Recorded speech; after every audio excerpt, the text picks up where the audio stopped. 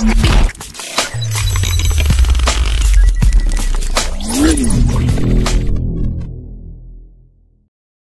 sawah nggak bakal telat subuh.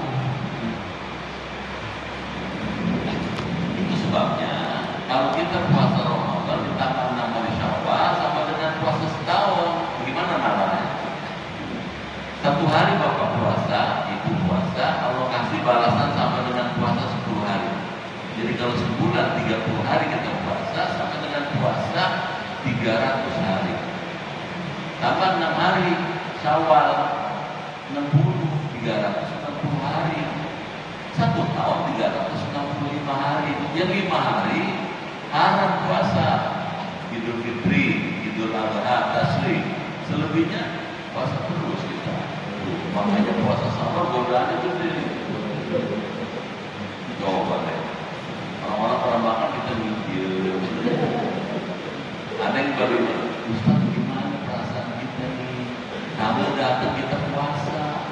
Gimana sih Ustaz? Gitu, Ustaz diomel dia. Gimana sih Ustaz? Kita suruh puasa. Tadi tuh Pak, kita memang berbeda dengan masyarakat lain. Karena kita euforia lebaran begitu kuat, kemudian kita kemudian ada pendapat di televisi, di YouTube, di mana aja. Pokoknya soal puasa Syawal selama masih bulan Syawal boleh deh. Masih namanya Syawal gitu bilangnya. Padahal kalau melihat ilmunya tadi atba'u sittah, atba' itu ngikutin, mengiringi. Tausiahnya pada bapak dan ibu yang muda-muda sekarang terus ini yang baru ke Ramadan. Jadi apa Pak? Baca Quran terus, amin. Ngaji jalan terus, jadi apa Pak? Kita ngapain di rumah? Nangkring aja, WA bacanya. Lama-lama bete. Kalau ngaji kan ada masukan ilmu. Setuju nggak? Bismillah. Baik, kita lanjutkan. Terus katanya Allah melanjutkan ayat itu. Wa in kadzabuka, jika mereka orang-orang Mekah mendustakan kamu, maksudnya kalau mereka mengingkari kamu, kamunya Nabi Muhammad, kamu ini kembali pada Muhammad. Fakul, katakanlah katanya lahu kepada mereka, li amali walakum amalukum.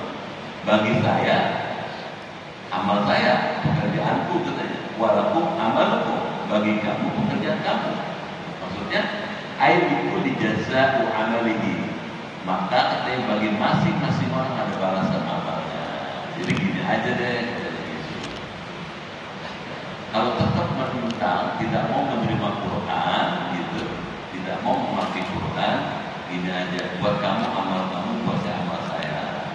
Maksudnya Allah balas amal saya sesuai dengan yang saya yakini benar. Allah balas amal kamu sesuai dengan yang kamu percaya sebagai istri. Gitu. Selesai. Nggak ada marah, nggak ada benci Nabi, nggak ada dendam. Jelas seperti ini? Antum bari'una mimma amalu. Kamu berlepas diri dari apa yang aku kerjakan. Maksudnya, apa yang saya kerjakan kamu nggak ikut, gitu. Abu Jahal. Wa ana, dan aku pun katanya bari'um mimma ta'malun, berlepas diri dari apa yang kamu kerjakan. Jadi saling masing-masing kita bertanggung jawab atas amal masing-masing. Kita bertanggung jawab pada diri kita karena amal kita. Kamu bertanggung jawab atas amal kamu. Selesai. Gitu. Nah, oleh Imam Jalalain dikasih keterangan, wahada mansukhun di ayat as-sayf. Ayat ini dinasah itu diganti hukumnya dengan ayat sayf. Apa pelajarannya? Nabi Muhammad waktu masih di Mekah, dakwah yang beliau jalankan itu bersifat persuasif. Persuasif itu membujuk, mengajak, menyeru, mengepil. Jadi gak ada kekerasan. Sudah diajak, sudah dibujuk, dikasih tahu, dijelasin, nggak mau ya sudah.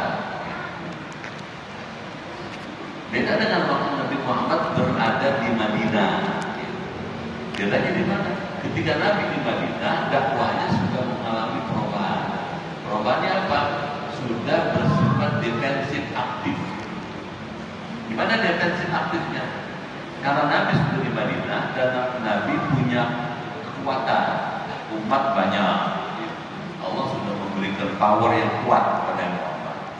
Ketika Nabi Muhammad di Madinah, Nabi diserang, diserbu dengan berbagai macam serbuan oleh orang Arab.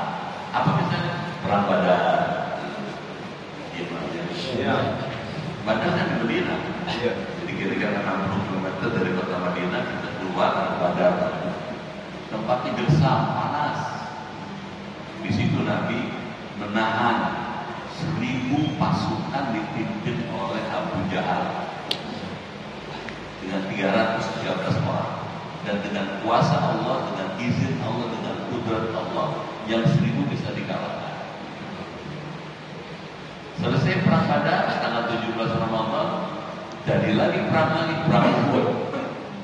3 minggu setelah perang Badar, tanggal 6 Syawal, perang Uhud lagi. Ini lebih banyak, 3000 orang yang datang dari Mekah.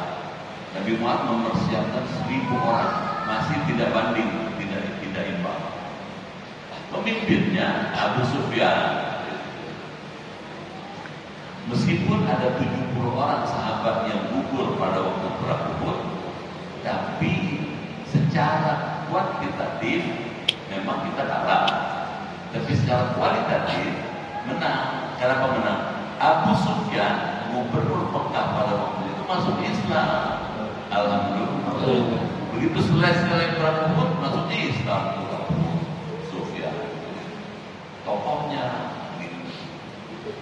biangnya tuh kan di Mekah ada Abu Jahal, Abu Lahab, Abu Sufyan, ini tokoh-tokoh besar. Nah pada waktu perang Uhud, Abu Sufyan masuk Islam.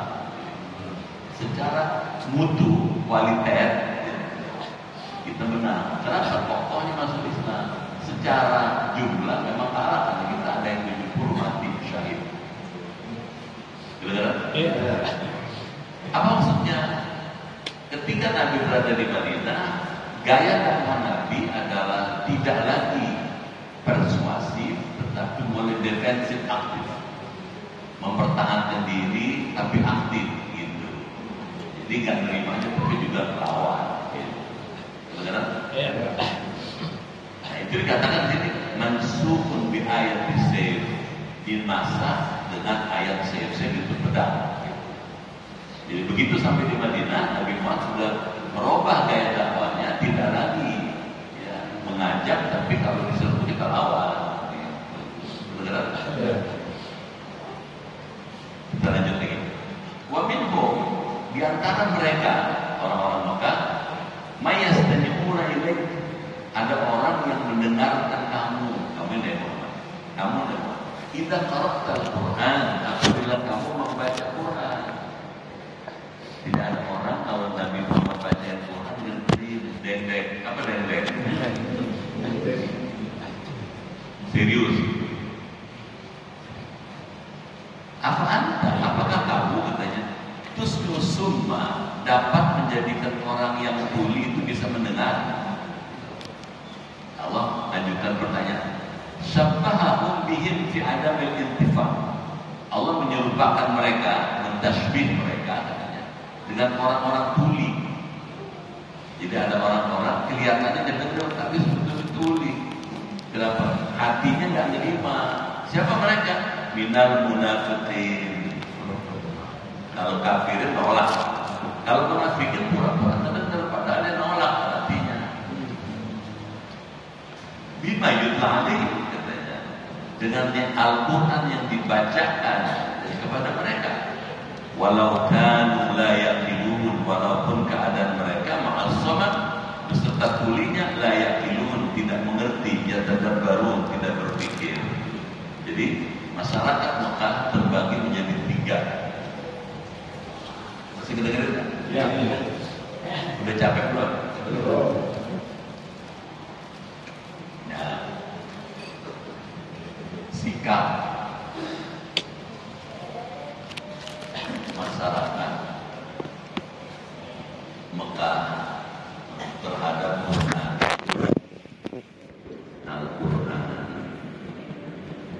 di topik ini. Terbagi 3. Yang pertama, menerima sepenuhnya. Right here, look right there. Sepenuhnya. That's Karena iman. Siapa contohnya? Para sahabat. Sahabat Rasulullah.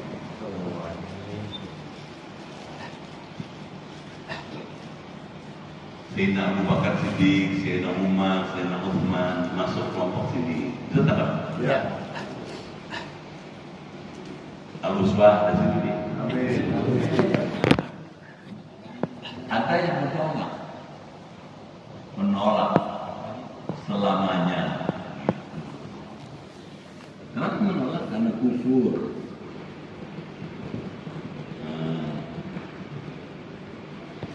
Orang yang menolak karena kufur ini contohnya Abu Jahal,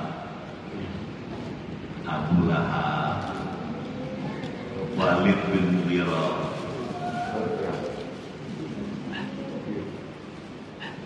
Nah, ini dia. Gitu. Tapi ada yang kelihatannya nerima, padahal nolak. Ini tarian ketiga. Kelihatannya nerima, ngedengerin, itu pura-pura ngedengerin. Sebetulnya hatinya menolak. Nah, gitu. Ini ya bentuk ketiga ini disebut yang menerima tetapi menolak. Siapa mereka? Hatinya nifak, orang munafik. Ada contohnya Abdullah bin Ubay dan lain-lain. Na'udzubillah. Ini contohnya Abdullah bin Ubay.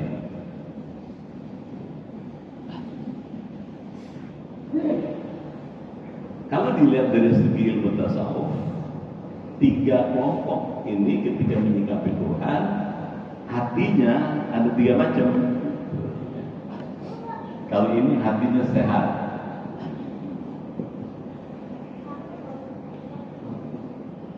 sehat. Kenapa sehat? Karena ada imannya. Kalau ini hatinya mati.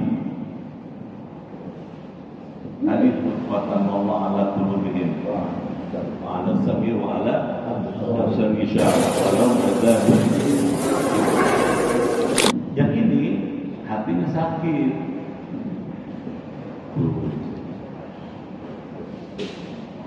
Pertanyaannya, kok ada sakit, ada sehat, ada mati? Gitu. Bagaimana kita bisa tahu? Nah, gitu. Ilmu tasawuf yang membongkar itu. Rasulullah mengatakan hati manusia itu kalau dibongkar ada 4 lapis. Ya. Jadi hati manusia itu ada 2 macam. Ada hati jasmani, liver namanya. Ada hati rohani. Hati jasmani ini urusan dokter. Saya tidak punya kompetensi untuk menjelaskan. Saya nggak ngerti. Bukan saya. Tapi ada hati rohani, kedengarannya. Ya. Hati rohani ini juga saya jalanin. Kata Rasulullah isinya 4 lapis. 1 lapis, 2 lapis, 3 lapis. Lapis paling luar kata Rasulullah ini sodr. Sodr itu dada. As-sodr alladzi waswisu fi sudurin nas. Sudur. Dada ini isinya nafsu. Coba deh Bapak, kalau marah di sini kayak mau pecah nih. Ada nggak? Orang kalau marah di hatinya, dadanya panas, mau meledak-ledak ini.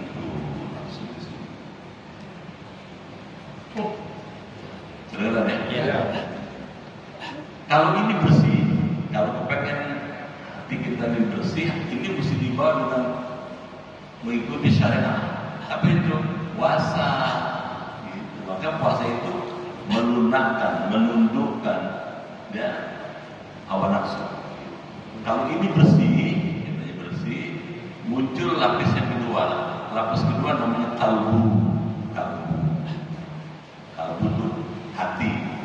Isinya apa? Iman. Makanya supaya iman itu bagus, di sini suruh dibersihin. Ngebersihin dengan puasa. Siangnya puasa, malamnya kita tarawih. Itu tarawih memperkuat iman tuh. Gitu aja. Ya. Makin banyak tarawihnya, makin banyak sujud duduknya. Itu makin bagus nih pengaruhnya ke sini. Maaf ya kalau di Mekah tanggal 20 kita sholat tarawih 20 rakaat 1 juz. Udah selesai, nggak tutup dengan witir, istirahat, baca Quran, i'tikaf. Ntar jam 1 kurang bangun lagi, sholat lagi 8 rakaat 2 1 juz lagi. Jadi satu malam kita dengerin imam baca Quran 2 juz. Kenyang-kenyang dulu enak. Terapi itu sholat qiyamul lail, namanya qiyamul Ramadan, tutup dengan witir 21. Panjang lagi bacanya tuh. Kalau tanggal 27 gitu, doanya bisa setengah jam. Kalau akhir Ramadan, khatam Quran lebih panjang lagi doanya. Orang nangis. Kenapa? Niatnya mau dibagusin tuh. Kalau ini bagus, banyak baca Quran, puasanya rajin. Ini muncul yang ketiga nih. Ini namanya fuad. Ini kalbunya fuad. Apa bedanya kalbu dengan fuad? Kalau fuad itu isinya ma'rifat.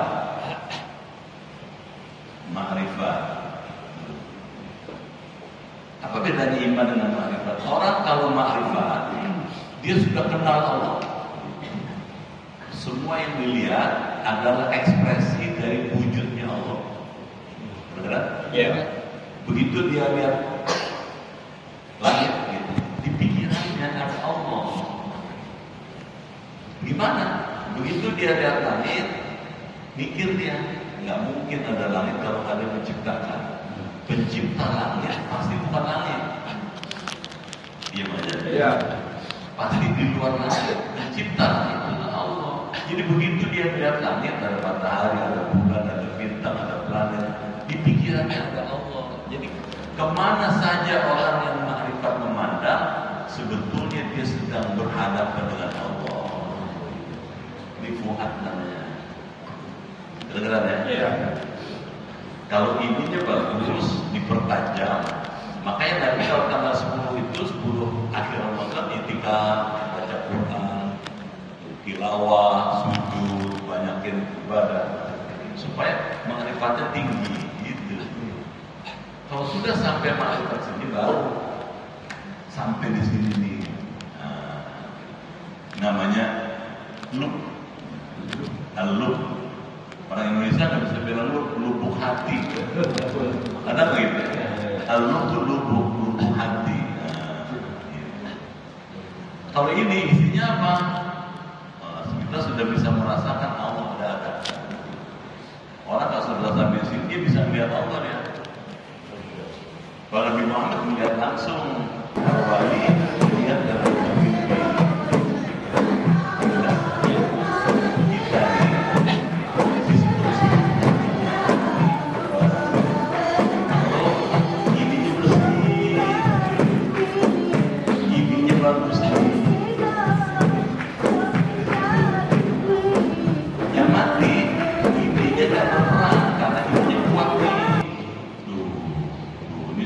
Banyak modalnya nih.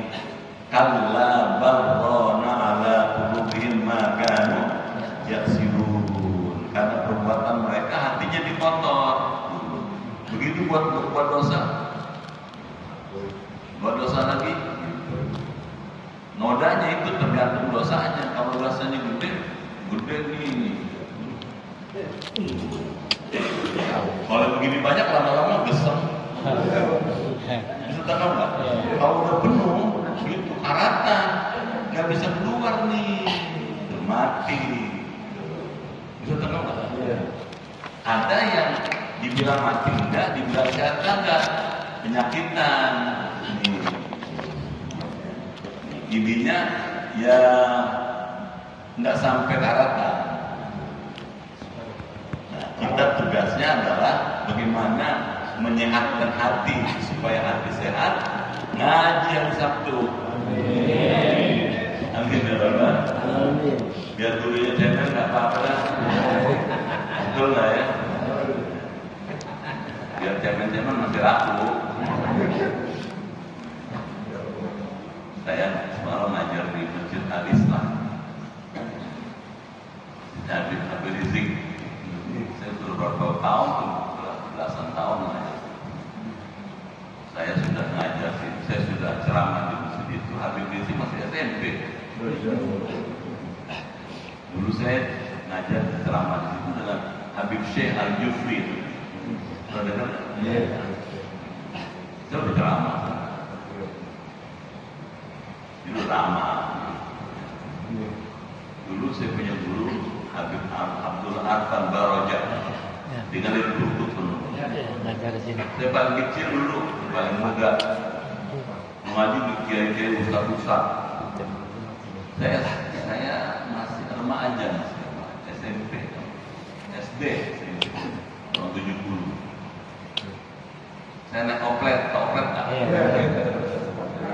Dan jadi boleh oplet itu tertutup jalan kaki begitu sampai masjid Az-Zawiyah. Az-Zawiyah. Jamaah semuanya. Asal pulang, asal selesai ngaji, dulu aja usahanya rupiah. Ada Jalalain, ada Jami Sogir, ada 4 saya bawain dari masjid pulang ke rumah beliau untuk kira-kira 5 meter. Dulu saya masih remaja, masih anak gitu. Kadang-kadang suka pengen kelihatan kayak orang gede-gede.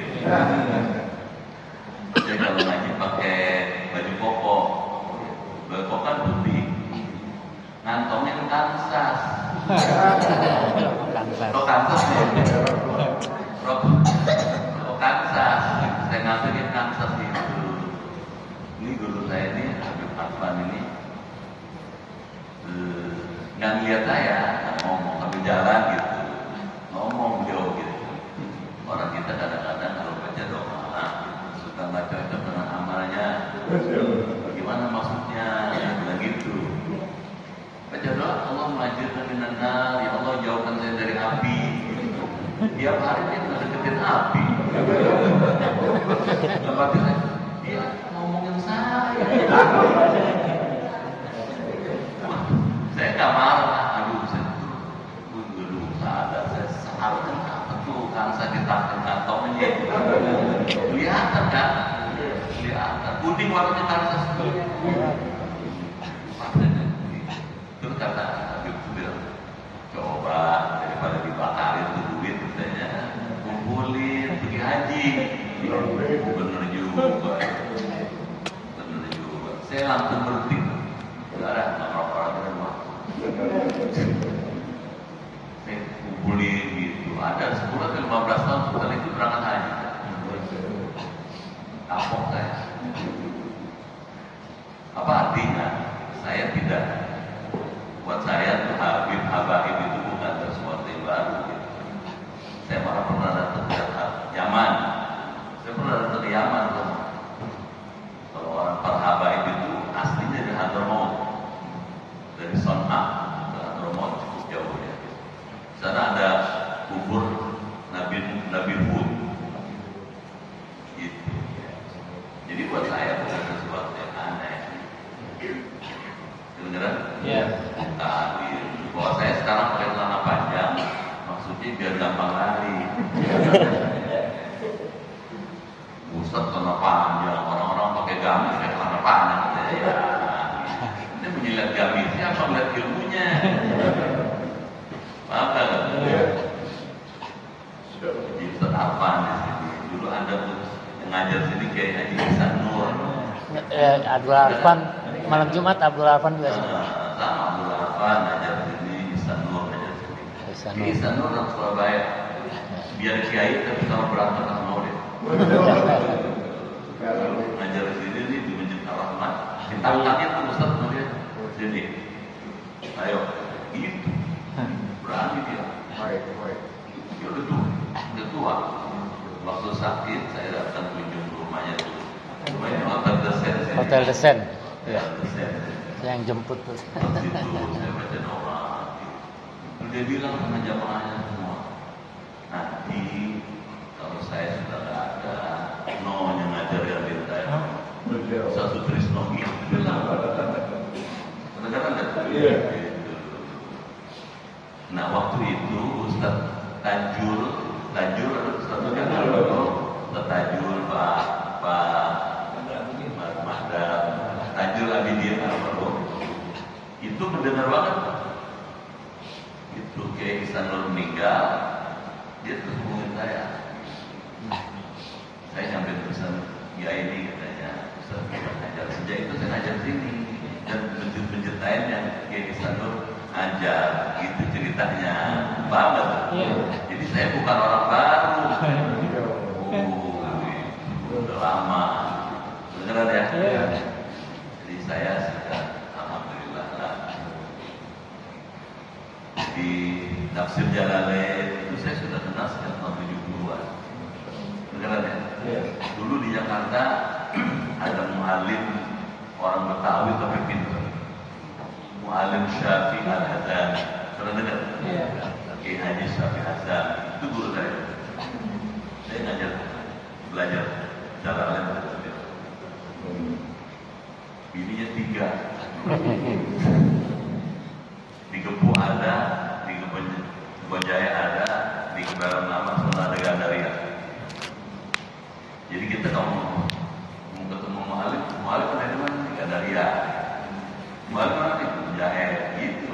Nggak bisa sembarangan datang ketemu, emang bukan gilirannya. Tapi begini, Mu'alim Syafi'i Al-Hazami biar kecil orangnya, pecah silatnya pinter, dingkliknya pinter dia. Hebat. Dia pernah tunjukin di depan kita. Saya tantangin dia, katanya gitu kata dia. Jadi ulama-ulama dulu itu di samping memang ajar juga mereka punya kemampuan lain. Jelas? Ya. Jadi jangan takut dengan saya. Beneran nggak? Takut gua katanya ngaji mau setulis kamu ngajarin kalau bener kan ya. Terus saya belajar. Ya, saya belajar memperdalam ilmu saya. Nanti saya kasih pesan Pak. Saya S1 saya UI. Beneran? Fakultas Hukum Universitas Indonesia. Dulu Jerman. Lulus di tengah-tengah kuliah saya belajar lagi karena di seberang kampus saya itu ada Fakultas Sastra UI. Di Rawamangun itu ada Fakultas Hukum, ada Fakultas Sastra UI, ada Fakultas Ilmu Sosial, Ilmu Politik, ada Fakultas Psikologi UI. Seberang kampus saya ada Fakultas Sastra.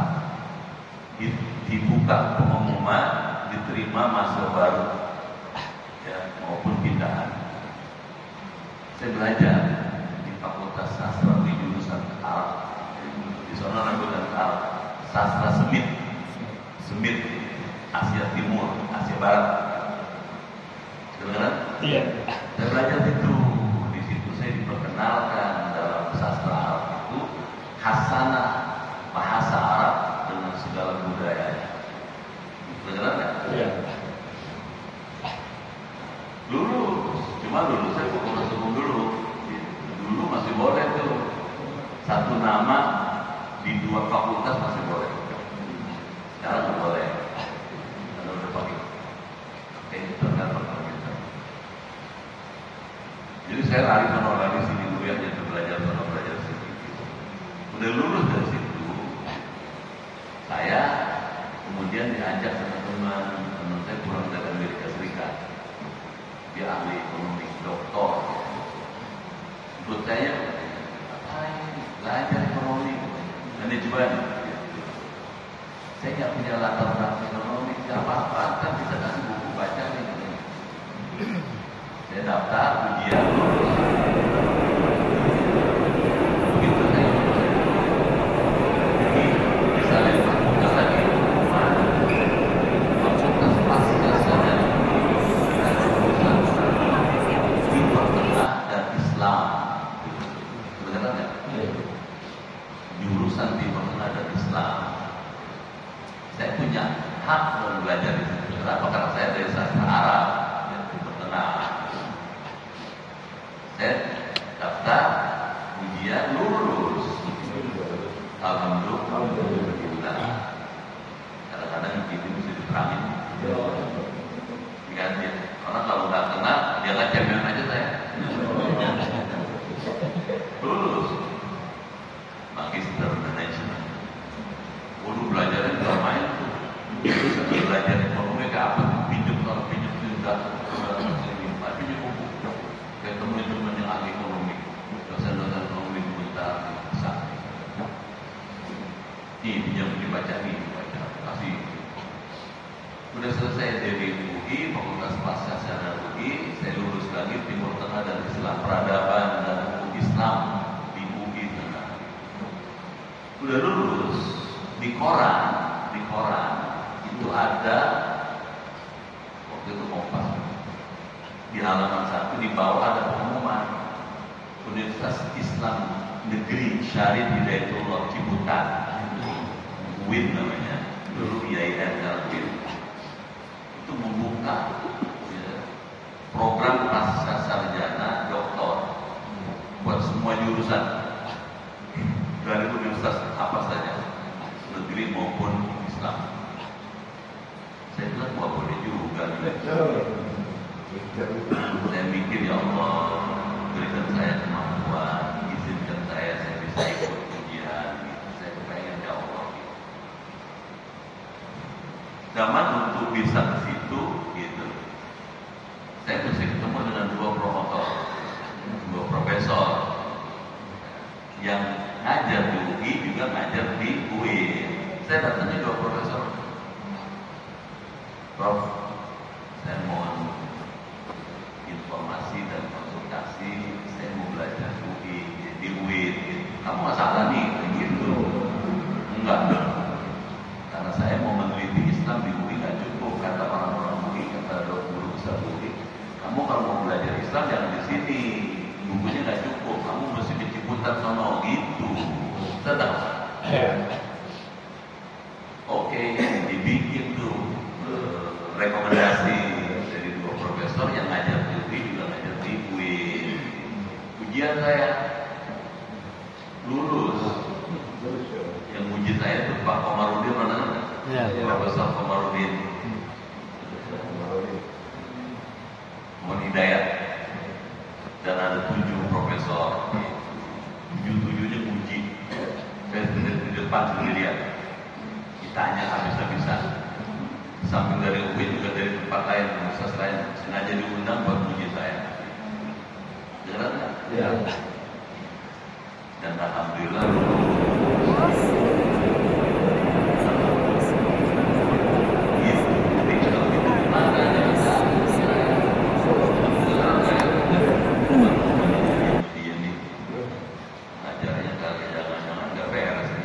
saya disumpah untuk menjalankan ilmu yang saya terima sesuai dengan sumpah saya. Gitu. Jelas? Alhamdulillah. Ngomong di jam 3 ya. Cukup dulu ya. Saya masih mesti ngajar lagi. Tunjuk. Mudah-mudahan ada jamaah al-Islam makin maju. Makin giat ibadah. Makin rajin dengan sama Allah. Yang biasa baca Quran terusin. Yang biasa sholat malam terusin. Yang biasa ngaji terusin lagi. Mudah-mudahan ya. Ada pertanyaan kan? Nggak ada deh. Coba.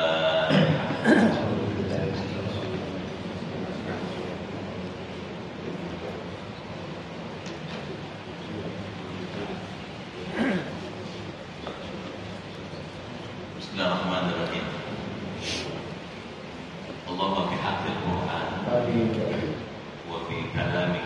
المرسلين وبمحمد خاتم النبيين وبحق أم القرآن علمنا القرآن وفقهنا في الدين وعلمنا التأويل واهدنا إلى الصراط السبيل. اللهم إنا نسألك إيمانا كاملا ويقينا صادقا ورزقا واسعا وقلبا خاشعا ولسانا ذاكرا وبدنا صابرا والعفو عند الحساب والنجاة من النار. اللهم اختم لنا بحسن الخاتمة ولا تختم علينا بسوء الخاتمة. اللهم اغفر لنا ولوالدينا ولمن له حق علينا ولجميع المسلمين والمسلمات والمؤمنين والمؤمنات الأحياء منهم والأموات. اللهم اغفر له وعافه واعف عنه واكرم نزله ووسع مدخله واغسله بالماء والثلج والبرد ونقه من خطاياه وينقى الثوب الابيض من الدنس وابدله دارا خيرا من داره واهلا خيرا من اهله وزوجا خيرا من زوجه. اللهم اجعل الجنه مثواه واجعل قبره almarhum Bapak Sugito bin Muhammad Ikram rawdatan riyadun jinan wa la taj'al qabrahu kufratan fariqiran. Allahumma anzil alaihi rahmatan wa maghfiratan wa nuran wa ijaban min adzabil qabri wa min adzabil nar bi rahmatika ya arhamar rahimin.